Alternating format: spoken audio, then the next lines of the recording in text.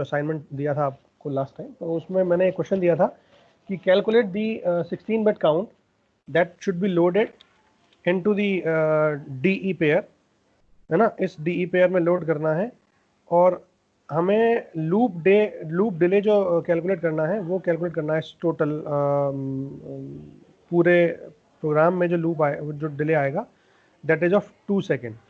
तो 2 सेकेंड का एक डिले इंट्रोड्यूस करना है मुझे और वो इस प्रोग्राम के थ्रू करना है ना, ये कैलकुलेट करना था। और अगर ये प्रोग्राम 2 सेकेंड का डिले लाता है तो इस प्रोग्राम में काउंट की वैल्यू कितनी होनी चाहिए, बेसिकली वो मुझे पता करनी है। ठीक है, अब आप ध्यान से देखो, जब हमने स्टार्टिंग में ये 3 कॉन्सेप्ट कराए थे, रजिस्टर, सिंगल रजिस्टर के थ्रू डिले और रजिस्टर पेयर के थ्रू डिले और लूप विद इन लूप, अगर लूप के अंदर कोई लूप आए तो डिले कैलकुलेट कैसे करते हैं, तो उस कॉन्सेप्ट को अगर आपने अच्छे से समझा हो तो फिर वही सेम चीज़ हमें यहाँ पर रिपीट करनी है। ठीक है, कैलकुलेशन थोड़ी सी डिफरेंट है but still we can easily calculate कि वो बेसिकली कैलकुलेशन कैसे होगी। ठीक है, अब आप ध्यान से देखो, सबसे पहले मैं बात करता हूं कि मेरा कौन सा लूप ऐसा है जो अंदर वाला लूप है, क्योंकि वो अंदर वाला लूप बाहर वाले लूप के लिए भी चलेगा, है ना। अंदर वाला लूप कौन सा है, जो लूप 1 है वो अंदर वाला लूप है ना। यानी ये लूप 2 की हर वैल्यू के लिए ये चलना ही है।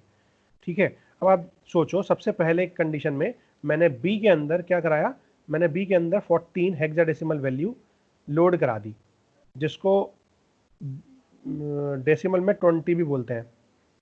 ठीक है, वी कैन इजीली कैलकुलेट कि 14 अगर हेक्साडेसिमल में है तो बाइनरी में कितना होगा, है ना, वो हम निकाल सकते हैं और वो आएगा बेसिकली BCD में 20। तो हमें 20 बार लूप चलाना है, 20 टाइम्स लूप चलाना है बी की वैल्यू के लिए। ठीक है, इमीडिएटली हमने बी को लोड कराया, यानी जो हमारा आउटर लूप है वो ये वाला लूप, ये बी की वैल्यू पर चल रहा है ना। तो इसको हमें कितनी बार चलाना है, इसको हमें चलाना है 20 बार। ठीक है, और जो लूप हमारा 1 है, लूप 1 चलेगा इतनी बार। अब ये हमें वैल्यू निकालनी है बेसिकली। ठीक, तो 16 बिट काउंट अगर मुझे पता हो तो उसको पता करने का सबसे आसान तरीका क्या है कि मैं वो total number of T states निकाल लूँ। Total number of T state निकालने के लिए, चूंकि हम लूप में हैं, तो लूप में total number of T state निकालने के लिए हमारे पास 2 चीज़ें हैं। क्या, पहली चीज़ तो ये कि हम लूप के अंदर कितनी टी स्टेट कैलकुलेट कर रहे हैं और फिर लूप के बाहर कितनी टी स्टेट कैलकुलेट कर रहे हैं। ठीक है, तो अगर मैं लूप के अंदर कैलकुलेट करूं तो हमारे पास 2 लूप हैं, तो दोनों लूप के अंदर और बाहर दोनों अलग अलग से निकालना पड़ेगा।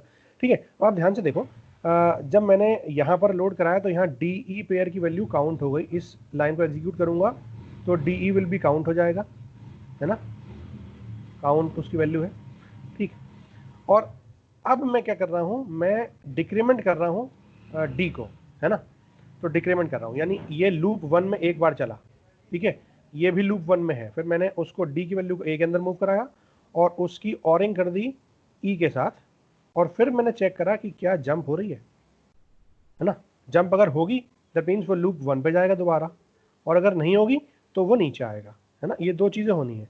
अब आप ध्यान से देखो, अगर मैं लूप 1 की बात करूं तो इस लूप 1 में ये जो 4 स्टेटमेंट है ना, यहां से लेकर के यहां तक, ये 4 स्टेटमेंट मेरे लूप 1 का इनर पार्ट होगा, क्योंकि अगर लूप चल रहा है तो लूप में ये चारों कंडीशन चल रही हैं। ठीक है, तो अगर मैं टोटल टी स्टेट कैलकुलेट करना चाहूँ लूप 1 के लिए, तो लूप 1 के लिए टोटल टी स्टेट कैसे निकालूंगा मैं, टोटल टी स्टेट होंगे 6 + 4 + 4 + 10। ठीक है, 6 + 4 + 4 + 10। ठीक है, अब मुझे बताओ ये जो total number of T states हैं ये कितनी बार चल रही है, ये चल रही है काउंट टाइम्स इतनी बार, है ना, क्योंकि जब तक इसकी वैल्यू 0 नहीं होगी तब तक ये चलता रहेगा। ठीक है ना, क्योंकि इस कमांड में हम लोग क्या कर रहे हैं, हम लोग डिक्रीमेंट कर रहे हैं डी को, DE पेयर को। ठीक है, तो DE पेयर को डिक्रीमेंट करेंगे जब तक इसकी वैल्यू 0 नहीं हो।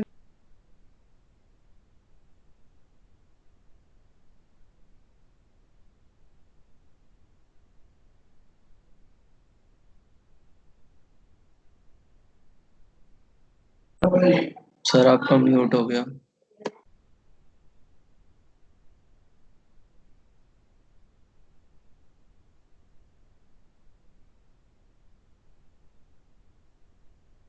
म्यूट है। अब ठीक है। यस सर, यस अब ठीक सर। है। ठीक, तो क्या मिस हुआ? कुछ मिस तो नहीं हुआ? हमें इस लूप के अंदर, इस लूप के अंदर, है ना, इस लूप के अंदर कितनी बार लूप, ये लूप टी स्टेट आएंगी, कितने बार लूप चला, तो वो निकालने के लिए क्या करा हमने, 6 + 4 + 4 + 10, इतनी बार लूप चलेगा, है ना, एक बार। अब ये टोटल टी स्टेट इतनी आएंगी एक लूप में, और लूप कितनी बार चलना है, ये चलना है काउंट बार, क्योंकि डी के अंदर मैंने काउंट लोड कराया है। तो मैंने क्या करा, मैंने 6 + 4 + 4 + 10 इनटू काउंट कर दिया। ठीक है, ये आ गई लूप के अंदर की टी स्टेट। ठीक है, अब मुझे इसके बाहर की टी स्टेट निकालनी है ना। अब बाहर की टी स्टेट कैसे निकालेंगे? बाहर की टी स्टेट निकालने के लिए हमें क्या करना पड़ेगा, जल्दी बताओ। पहले तो सर अंदर का टी स्टेट्स जितनी है सर वो ऐड करके, और साथ में सर ये काउंट वाला जो लूप 1 का निकला था उसको भी ऐड करेंगे। ये वाला है ना। Yes sir. ठीक है, अब सुनो जरा, एक सेकंड सुनो। अभी तो हमने ये लूप चलाया, लेकिन लूप चलेगा 6 काउंट टाइम्स इतनी टी स्टेट, लेकिन एक बार ये इस लूप से बाहर होगा। तो जब ये बाहर होगा तो 7 टी स्टेट लेगा, मतलब हमें ये 10 + 10 - 7 यानी 3 सब्ट्रैक्ट करना होगा। तो हम 3 तो सब्ट्रैक्ट करेंगे ही। ठीक है बच्चों, सर है ना। और इस लूप के बाहर वाले, इस लूप के बाहर कितना है, इस लूप के बाहर है ये 10 टी स्टेट, यानी इस लूप का आउटर 10 हमें ऐड करना पड़ेगा। तो हमने ऐड कर दिया, ये मेरे लूप 1 का डिले आ गया, टी स्टेट आ गई। ठीक है, हाँ या ना? Yes sir. ठीक है, तो बेसिकली क्या करा मैंने ये इनर लूप की टी स्टेट यानी ये वाली वैल्यूज, उसकी मल्टीप्लाई करी काउंट से, क्योंकि काउंट बार चलेगा, लेकिन काउंट -1 टाइम्स ये 10 टी स्टेट लेगा, और एक बार ये 7 टी स्टेट लेगा। तो मुझे पता है मैंने हमेशा 10 - 7 यानी 3 माइनस करा है ना। तो मैंने 3 माइनस कर दिया। और आउटर लूप में क्या है, आउटर लूप में ये 10 टी स्टेट इसकी काउंट होगी, तो 10 मैंने ऐड कर दिया।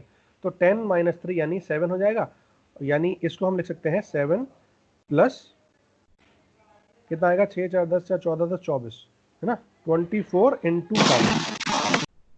काउंट को हम लिख लेते हैं सी, क्योंकि माउस से लिखने में बहुत दिक्कत हो रही है मेरे को। ठीक है, तो ये हो गया सी। क्लियर है? 7 + 24 इंटू सी, ये मेरे इस लूप की वजह से हो गया। अब जब ये इस लूप से बाहर आया, सपोज यहाँ आया, एक बार लूप चल गया, है ना, तो क्या होगा, तो ये 4 टी स्टेट काउंट होगा, और फिर ये कंडीशन चेक होगी। अगर 0 है तो वो बाहर आ जाएगा, लेकिन अगर 0 नहीं है तो वो कहाँ जाएगा, तो वो जाएगा लूप 2 पे, लूप 2 पे। ठीक है, लूप 2 के अंदर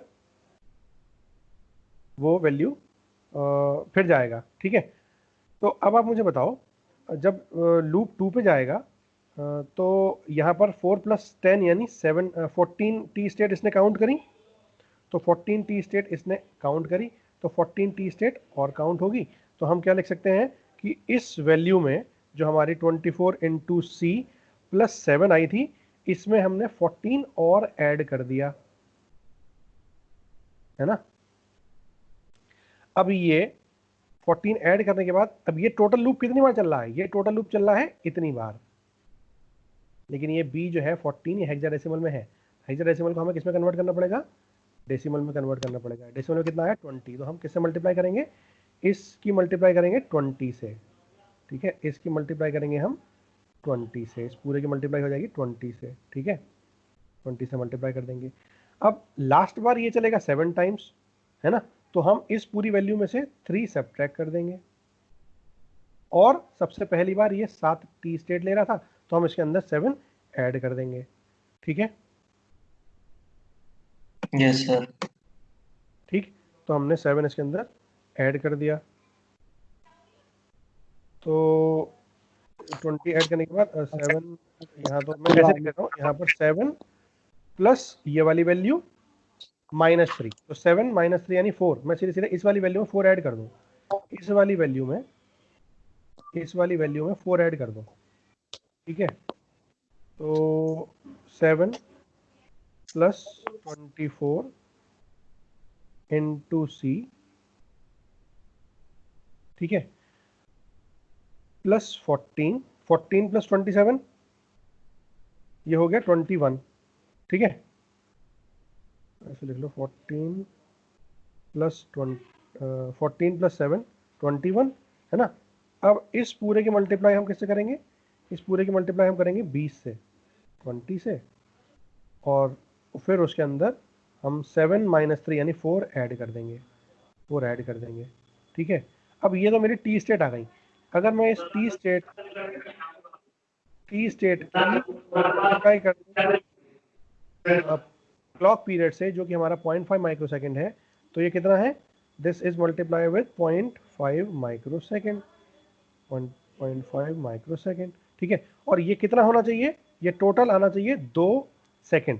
तो 2 सेकंड को माइक्रो, चूंकि ये माइक्रोसेकंड है, तो इस माइक्रोसेकंड में कन्वर्ट करने के लिए हम कर सकते हैं 2 इंटू 10 पावर 6, 2 इंटू 10 पावर 6, ये हमारा माइक्रोसेकंड में आ गया, ठीक है। अब अगर मैं इस माइक्रोसेकंड को काट दूं, तो माइक्रोसेकंड यहाँ भी है, माइक्रोसेकंड यहाँ भी है, तो ये कट गए माइक्रोसेकंड, ठीक है, ये दोनों वैल्यू काट दी। और ये 2 डिवाइड बाई 0.5 मतलब हो जाएगा 4, ठीक है ना, 2 डिवाइड बाई 1/2 मतलब 4, तो यहाँ पर कर दो 4 और इस 0.5 को भी काट दो, ठीक। अब मेरी वैल्यू क्या आई, अब मेरी वैल्यू आई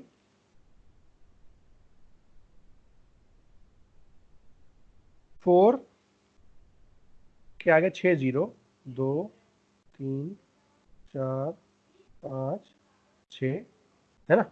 अब अगर मैं देखूं तो ये तो पूरा मल्टीप्लाई हो रहा है, लेकिन 4 ऐड हो रहा है, तो अगर मैं 4 सब्ट्रैक्ट कर दूं तो ये आ जाएगा, ठीक है।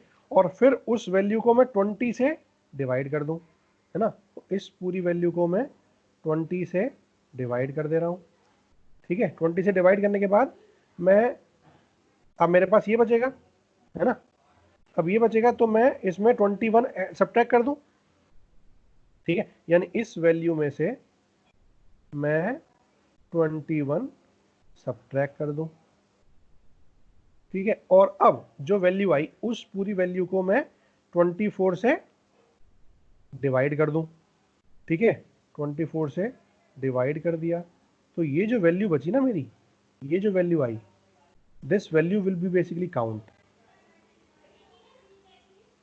This value is count. अब आप कैलकुलेटर से सॉल्व कर लो, कैलकुलेटर से सॉल्व करोगे तो मैं एक सेकंड रुको, मैं अभी बता देता हूँ सॉल्व करके,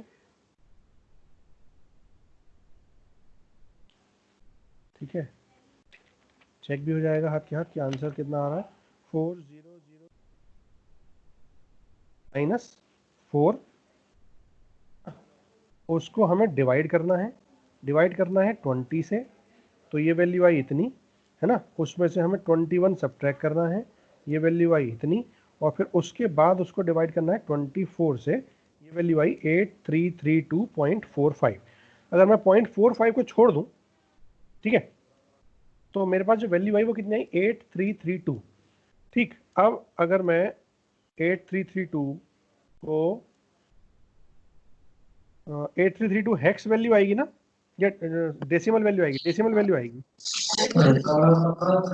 yes sir, decimal value, decimal को हेक्स में कन्वर्ट कर लो, 208C। डेसिमल में ये आ रहा है 8332, और ये आ रही है 2, ठीक है। तो जो मेरा आंसर है दैट विल बी 208C, ये 208C मेरा आंसर हो जाएगा, ठीक है। तो अब मैं अगर इसको देखूं, तो ये जो मेरी काउंट की वैल्यू आएगी, वो काउंट की वैल्यू कितनी आएगी, this count will be basically 208C, ठीक है, this will be the answer, and this 208C is in hex H, ठीक है। तो 208C is the answer, clear है। यस यस ठीक है, यहाँ पर हम